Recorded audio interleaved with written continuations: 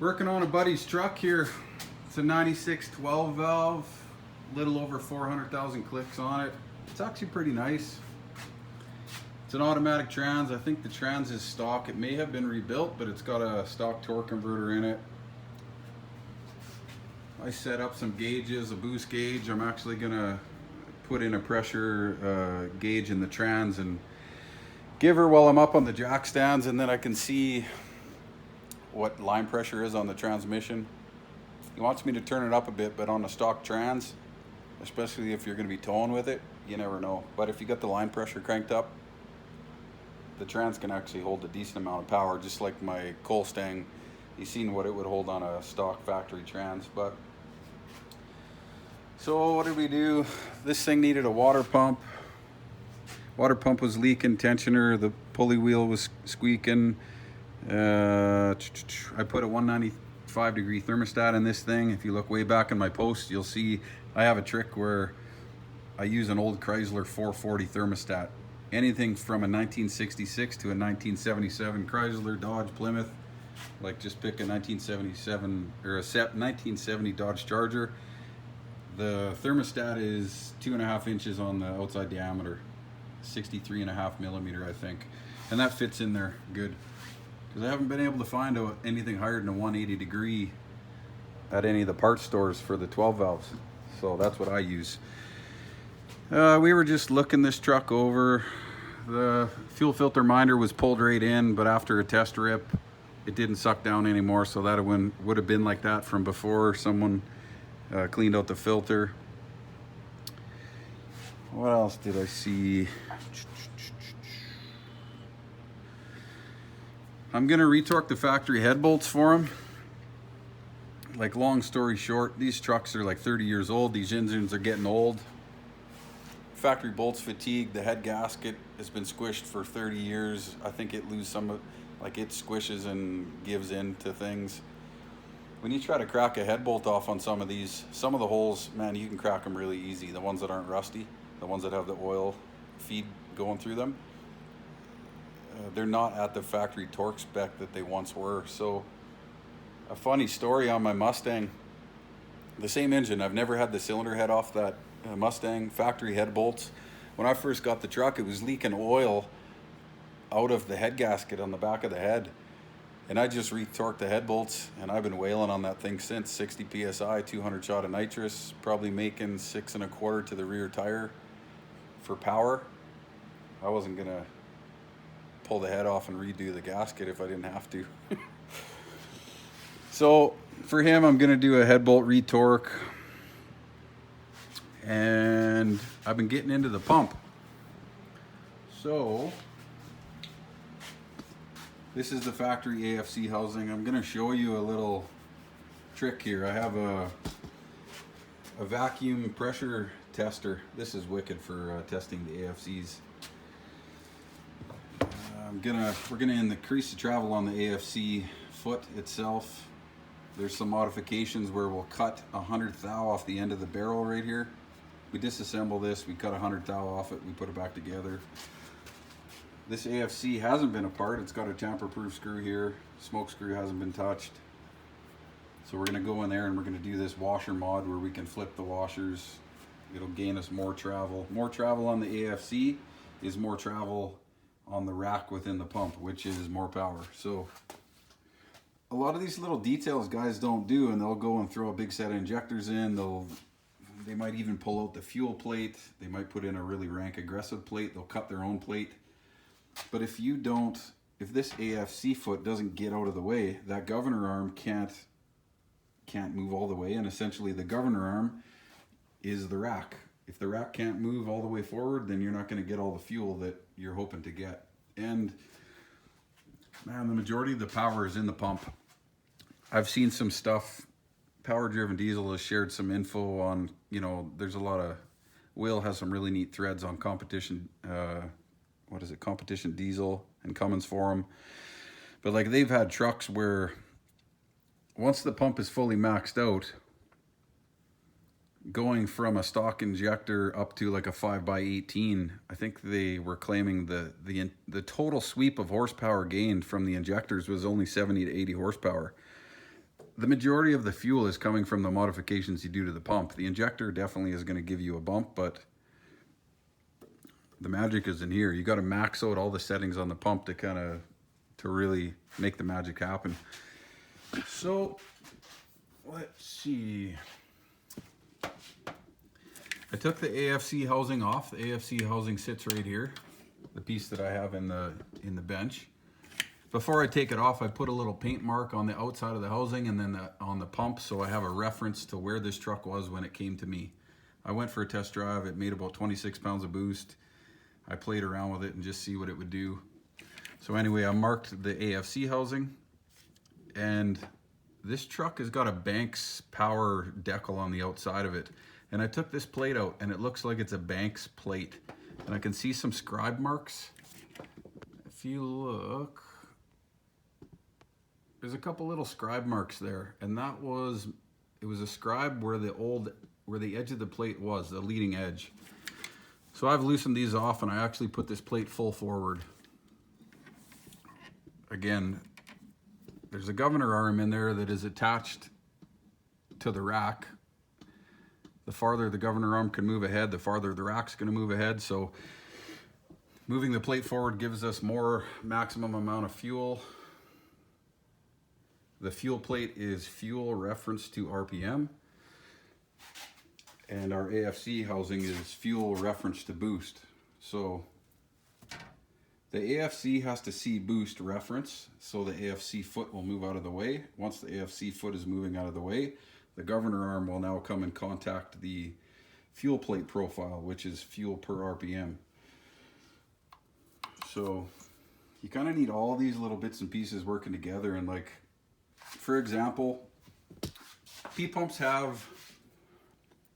is 21 millimeters travel. That's maximum travel. But from the factory, I think the pumps are only moving about from 0 to 14 or 15 millimeter. So all this power that we gain, it's only from going from about 14, 15 millimeter up to 21 millimeters. So we're talking like 6 to 7 millimeters of travel. That's all we're trying to gain on the rack, and that is everything. That is massive amounts of fuel more. So, but it's a small amount. Here's where all the details here are very important. I'll show you. I'm going to set this up.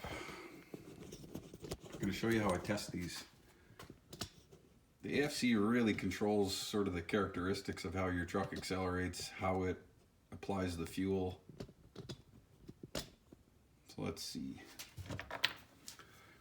What I'll do, I got my little, I can twist this and I can have it on vacuum or I can have it on pressure. So it's neat to test things. On a second gen truck, you might be testing the 4x4 actuator, the HVAC controls.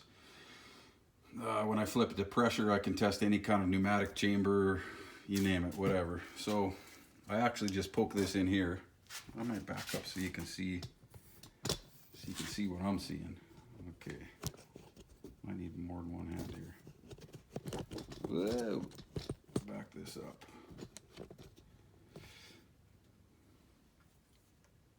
So I'll put this in here, and if you watch this AFC foot, this is boost from your turbo. The reference line is going to be going from your turbo. So what your engine is making for boost is going in here. There's a rubber diaphragm. There's the AFC. The star wheel adjuster is here, and there's a spring inside. So as our truck is making boost, you can watch the AFC foot in the background. You can see it moving. It's already maxed out. The stock AFC is... Stock AFC really doesn't have a ton of travel. Let's go start over here. I like to see what boost number that foot starts to move. Well, this one starts creeping right away, immediately. And then we want to see at what pressure our travel maxes out. So it's still moving, still moving. I'm at 10 PSI right there. At about 10 PSI, that AFC foot maxed out for travel. So is that good? Is that bad? It all depends on your combo. If you have some massive injectors and you have like no fuel plate or a 0 plate, and you kind of have everything set on kill, and I don't know what your turbo combo might be, but this is kind of how we build our fuel ramp, our fuel map, how, you know, EFI guys will build. This is just our dinosaur version of it. So if I have huge injectors and I have, you know, full cuts and I have just everything set super rank, the amount of fuel that I'll move with X amount of rack travel is completely different compared to a stock truck. On a stock truck with really small injectors and maybe a stock fuel plate that's actually pulled back quite a bit within the pump, it's not going to move a lot of fuel. So 1 or 2 or 3 or 10 millimeters of movement here isn't a lot of total overall fuel. So it's kind of, not that it's a science, but there's just a whole pile of stuff when you're tuning an AFC, how you want it to work with a specific combo you have. On my Mustang, I have my AFC maxes out at about, I think about 20 PSI. I set it up a little bit tight because I have such big injectors, and I have a 215 pump. I have no plate. I got a lot of fuel there, and I actually don't have a lot of turbo, so I have my spring setting actually fairly tight. When you're heavily overfueled, the engine will actually be sluggish and it'll be slower to spool. So if you can get just kind of the sweet spot, everything kind of responds a little better. Turbo will spool up better. So anyway, this is a factory. If I put a dial indicator on this or a vernier caliper, which is what I'll do, I'll measure a starting point and then I will pressure this up and I'll see my ending point. And I'm gonna guess right now that this thing probably moves about 10 millimeters. A fully modified AFC on my COALSTANG, I was getting about 15 millimeters. And you might be thinking, okay, a pump has 21 millimeters of travel. If I'm only getting 15 out of here, I'm not getting my maximum, but that's not exactly correct. Just to go from the vehicle being off to the engine idling, from what I see, I think it's already moving about 5 to 6 millimeters of travel on the rack. So the movement that we get initially when we fire up a vehicle and we're already sitting at idle, and then we have our pre-boost. So if I screw this in, it'll actually move this AFC foot mechanically. It'll move it away or move it closer or move it farther away. The pre-boost screw is the amount of fuel that we have just sitting there with our truck idling. If we just tromp on the throttle, just brap on the throttle, no boost, whatever we see come out the tailpipe, that's being achieved by this smoke screw. It is setting the minimum travel on the AFC.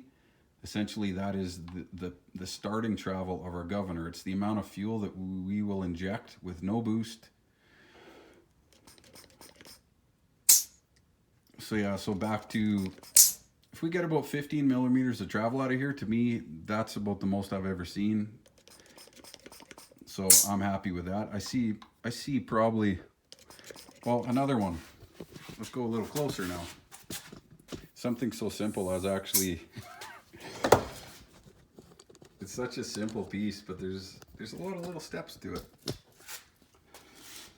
So right now, you see how it doesn't even hit, it doesn't even travel. That's it, it's bottomed out.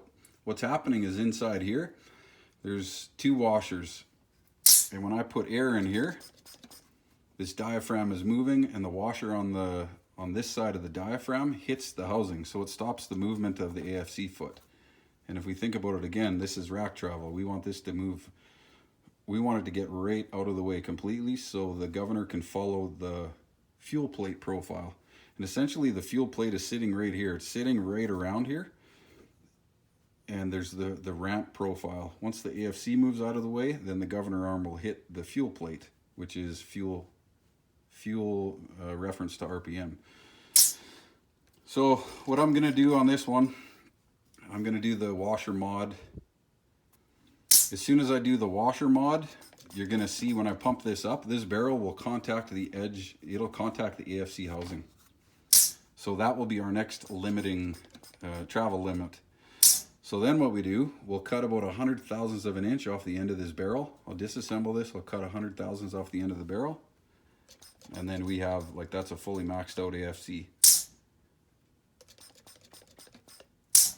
And again, I could measure that.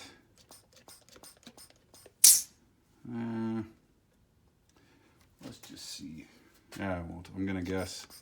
Man, that's 10 millimeters. That's 9 millimeters of travel, I bet you. It's about a centimeter.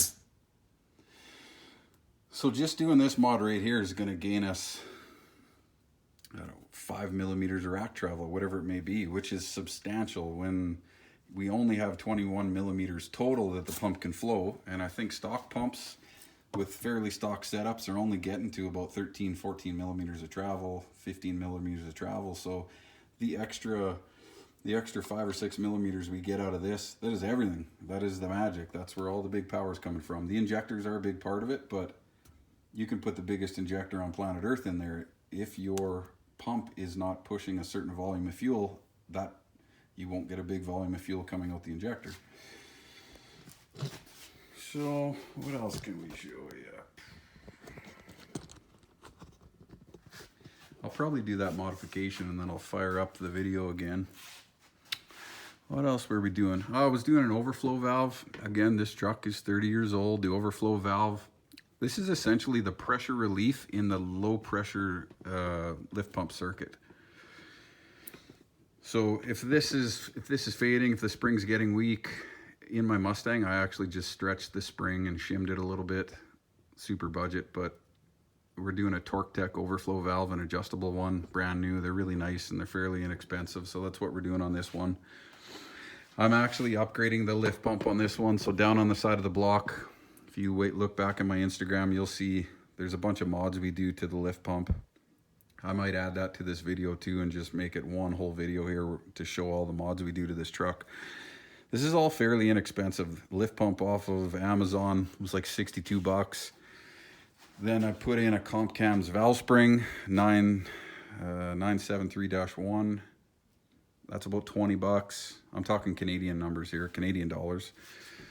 But doing the lift pump spring, doing the overflow valve, this is all the little steps that ensure that the injection pump is being fed correctly. Because again, we have a positive displacement pump. This thing is going to move X amount of fluid, but if we don't feed it anything, it ain't going to move anything. So if your lift pump system isn't up to the task, your pump ain't going to be happy. It's also going to be possibly running a little warm, or if it don't have proper diesel, the amount of diesel, it's also not being lubricated, because our fuel is what's powering the engine, but the fuel is also what is lubricating and cooling this unit. A ton of the fuel that we pump to the injection pump comes out the overflow valve, but it travels through the pump and essentially absorbs heat and lubricates, and then we send it back to the tank. So what else? I was gonna bump the timing on this one. I don't know what it's at. Someone might have bumped it because I seen some marks on the balancer. There were some paint marks. Normally I make paint marks when I'm doing my adjustments. I'll make a paint mark when everything is set to the factory timing number. So someone might have bumped this one, but anyway, I'm going to verify where it's at and we're going to set it. I'm going to put it to about 18 degrees on this one. This is a 1995 truck, so this is a 160 pump. What else did we do? The wastegate, we've capped off the wastegate. I never tested that gate, but a lot of the gates actually creep open really early. Like they'll start opening, a factory gate will start opening at about, 15 PSI, they'll start to crack open. Again, I take my vacuum pressure test kit and I'll hook it up to the pressure canister on the turbo that actuates the wastegate. So I'll pressure it up and we can watch the characteristics of that wastegate diaphragm. But on a stock truck, let's say this turbo can handle about, an HX35 can handle about 300 to 350 horsepower. So which essentially on a fairly stock Cummins ends up being about 35 horsepower, or let's say 35 PSI. 35 PSI in the boost gauge is normally just a little bit less on a 12 valve for horsepower. So 35 PSI would end up being 330 horse maybe to the tire. 30 psi might be 270, 280 horse to the tire. 20 psi, 180 horse to the rear tire. It's just funny. A stock truck with stock injector with a stock turbo always seems to kind of hit those numbers. Whatever your PSI is what your horsepower number is. So unless we're going over like 30 to 33, 35 PSI, I don't hook the gate up. I want all the air I can get. As an example, I had a 1998 12 valve. Can't remember what was in there for a plate, but that truck would make about 30 pounds of boost, 28, 30 pounds of boost, and it was around 1200, 1250 on the pyro. All I did was plug off the wastegate, so no more were we using the wastegate, and I think that bumped it up to 35 psi, and my EGTs came down. My EGTs were down to about 1140, 1150. So we understand what a wastegate does.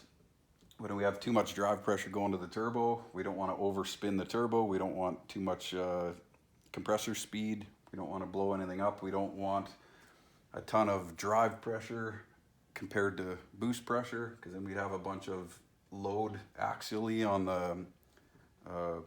the compressor housing or the turbine pushing into the thrust bearing. But under about 30 psi or 33 or 35 psi, this turbo's happy. Who cares? Pinch off the wastegate and just let her rip. So that's what we're going to do with this one. What else did we do?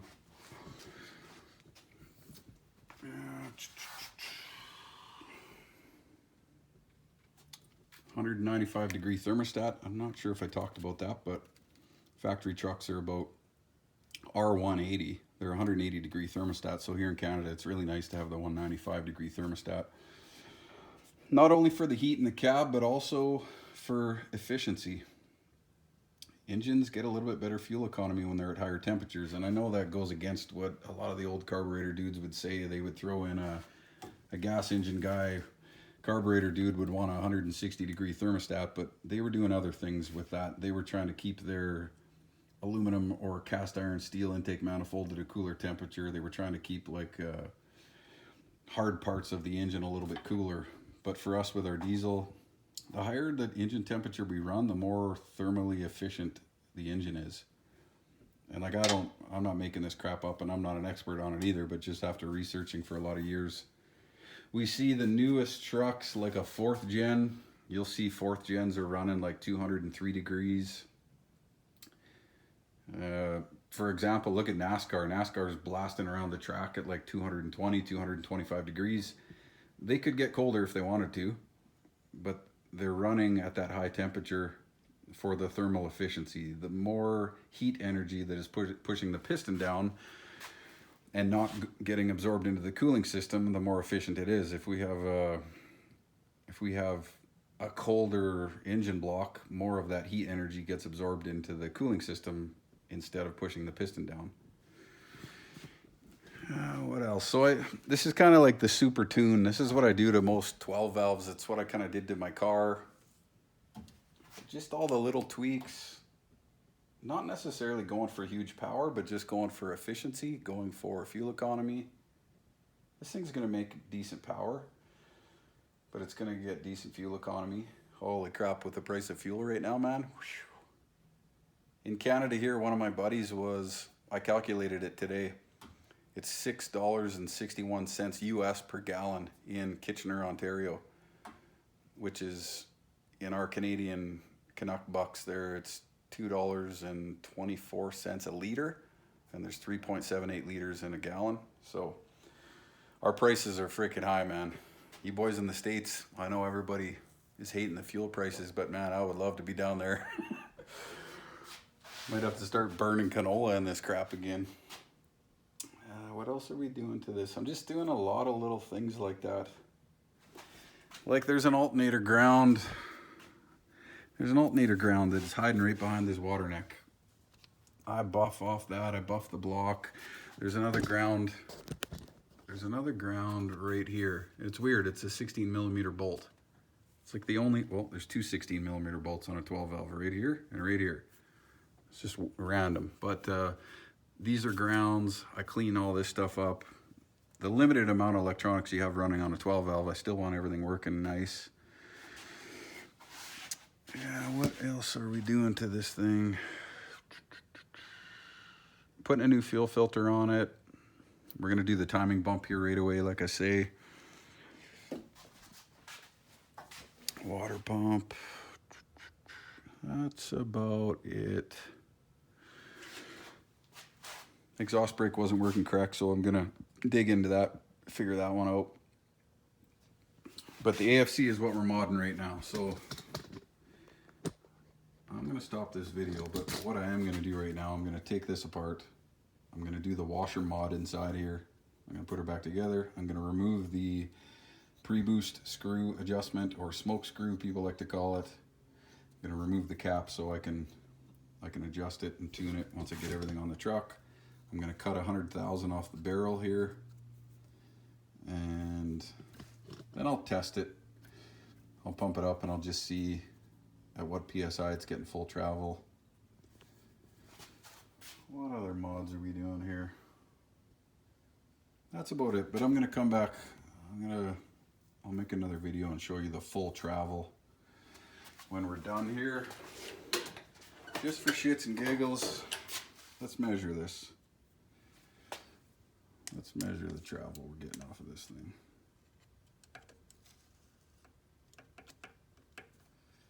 Put my vernier cal. Oh man, I'm gonna need a couple hands for this. Okay.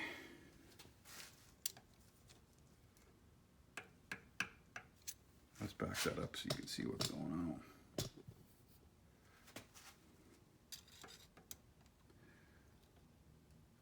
Okay, so let's zero it.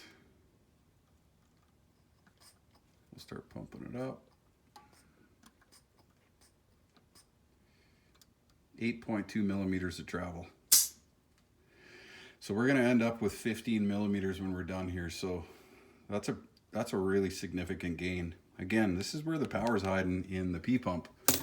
It's hiding in your pump adjustments. You can put massive injectors on, all kinds of crap, but if you don't, if the air fuel mechanism and the fuel plate, if these pieces aren't working, and if they don't get out of the way to allow the rack to go to full travel, you're not gonna get what that pump can do. So again, man, these are like, it's big power gains. It's substantial. When you only have 21 millimeters of travel and you might only been getting 13 to 14 millimeters, adding another 5 to 6 millimeters is like a huge percentage of power gain. We're not going to do it on this one, but so we have the AFC adjustments, we have the fuel plate adjustments, and then on the very end of the pump, when you're going for like max, you want everything you can get. What you will do, down inside here, this is the rack plug they talk about, and I have videos on Instagram there of my Mustang replacing this rack plug. So inside the pump, there's the rack, and the very end of the rack contacts and stops in here. So with a factory AFC, you're not even getting close to hitting that rack plug. Once you modify the AFC and you're getting full travel here, and once you have a fuel plate that's set pretty aggressively and it's allowing the rack to go all the way, now the last piece of the puzzle, what you will be running into is the rack plug. So the rack plug, I think when I measured it, it's about 2 millimeters deeper. When you the part number is 2095, and people call it the Mack rack plug because it was a rack plug that was used on Mack truck engines. So this is the last step when you're going for, like, when you want everything, you're doing the AFC mods, you're doing the fuel plate mods, you're doing the rack plug. On the Mustang, I did the hillbilly benching of the pump. I'm not really going to get into that right now, but these barrels can be turned. If these bolts are loosened off and you turn the barrels, essentially we're increasing the displacement of this pump, what it can output per fuel. But doing that at home is pretty hillbilly because as you move them, each individual cylinder will put out a different amount of fuel. They're going to be really close, but when people bench a pump, that's when all this is adjusted. The height of the barrel is adjusted, so you're changing when the fill port and spill port come into play. So essentially sort of it's the injection event when it's happening in reference to the cam profile. Changing the height also changes the phasing. So that is each hole has to fire off 120 degrees after each other. Am I getting that right? 120 or 60? I don't know why I'm forgetting that, but we got 2 revolutions of an engine. We got 720 degrees divided by 6. So it's 2 revolutions to do a complete 4-stroke cycle on an engine. So 720 degrees of revolution. We have 6 holes, so I think it's every 120 degrees we're gonna have a cylinder firing off. So when people bench a pump, that's another one of the things that they're calibrating, the phasing between each hole. We don't want this one to fire and this one to fire at 119 degrees and this one to fire at 221 degrees. We want them all to be hitting at the exact time, so it's matching, pistons coming up to top dead center, so timing per cylinder is all perfect. I'm kind of going down a rabbit hole with all this stuff here, but delivery valves are inside here. When you start hot rodding, my COALSTANG actually runs a stock delivery valve. I built my own full cuts, but they're super sloppy. I know they move a lot more fuel, but the delivery valve has a lot to do with the injection event, how crisp the start of injection is and how crisp the end of injection event is. And a full cut moves a ton of fuel, but it's sloppy on the start and the end of the injection event. So there's a lot more fuel, which you can make a lot more power, but it's also, there's a lot more fuel kind of when you don't want it, and dirty and sloppy. And so I run a factory delivery valve in my pump. It still rips, it's still going pretty quick. One day I might upgrade a little bit, but for now it works. What else are we doing? Valve lash. When I do the head bolt torque, I'm gonna pull the valve covers off. Well, I need to have them off anyway to do a head bolt torque, but I'm gonna do valve lash after, because man, it don't move much. Like, I torque those head bolts and maybe valve lash moves a 0.5 thousandths of an inch. Who cares? I'm more checking valve lash just to make sure that there's nothing weird that's going on with wear on a push rod or wear on a tappet or a cam low borne or a rocker issue. Everybody always wants to do a valve set, but man, I see vehicles with crazy amounts of kilometers on them, and you go and do a valve set and like everything's really close to spec. It's not really a big deal. There is some tricks. I'll do some hillbilly tricks where I'll super tighten up my lash. Essentially tighten up your lash on the rocker is almost like giving you more lift, and a little bit more lift. If the rocker comes in contact with the valve a little bit sooner, it actually increases the duration as well, because the start, when the valve opens, it opens a little bit sooner and it closes a little bit later. Again, that's a whole freaking video. We could go into valve train BS stuff. What else do we got here? That's about it. I'm gonna modify this AFC. I slid the fuel plate full forward. I believe it's a Banks fuel plate. It looks pretty tame on the low end, and when I drive it, it doesn't fuel that hard on the low end, which I kind of like for a truck, especially with a stock transmission. If we're giving it a pile of fuel and a pile of boost at low RPM, we're going to be making some big torque numbers. The trans could end up crying and falling apart and die. So a fuel plate is fuel versus RPM. So a fuel plate that's really not aggressive on the low end is kind of easy on transmissions. The higher in the RPM range you make your power, the less torque you're making. Okay, I'll end it here, but when I'm done the AFC, I'll show you what she looks like.